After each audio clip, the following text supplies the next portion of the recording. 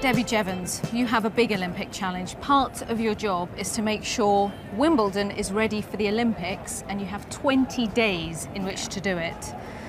I know, it's an exciting task. As you look around you, what we're going to do is come in and put an Olympic feel to it. So we've got our own colour palette, so we'll be using purples and greens. And the backdrops will also change, and you'll see the Olympic rings at the back of the court and also on the net. So it'll very much have an Olympic feel, but we're not painting the grass.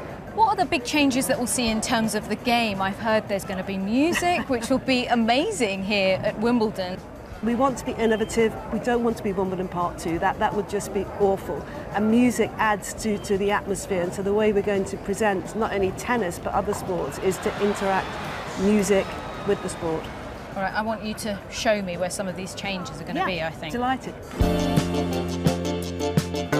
The draw at the Olympic Games is half the size of what it is for Wimbledon, and therefore we're only using 11 match courts. So over here, these courts are going to be your practice courts? Yep, so players will be practicing on these courts behind us. And one discussion that we had with the International Olympic Committee was the segregation of spectators and athletes, and ordinarily the two are separated, and we said that just doesn't happen at Wimbledon, and it was agreed that we could maintain that Wimbledon feel, so the spectators will still be able to see the players knocking up.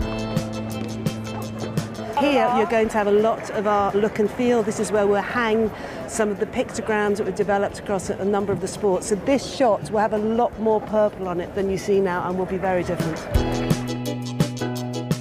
In centre court, the broadcast positions are actually where currently spectators are. So we're moving in once the championships are over, a number of seats come out and we construct broadcast positions. So that'll be a completely different look. So people walking into centre court for the first time will go, wow. So Neil, you're in charge of this hallowed turf. Yep. So what's the challenge? The biggest challenge is just getting the grass back to the standard that we expect it to be for the first day of the championships. But we can do it. I mean, we've been doing trials for 2 years now, and the trials that we set ourselves were 16-day trials, so we always knew that, you know, if we could crack it in 16 days, then 20 days would just give us that little extra boost. This is going to look completely different centre court. Are you prepared for that? Yeah, and you never know, you might actually see things that you think that you can implement back into the championship. So players wearing red, white or green or whatever they want to wear, yeah, no, it'll be fun. Will you need specific tickets for? You need tickets for centre court, court 1, and the rest will be accessible by ground pass.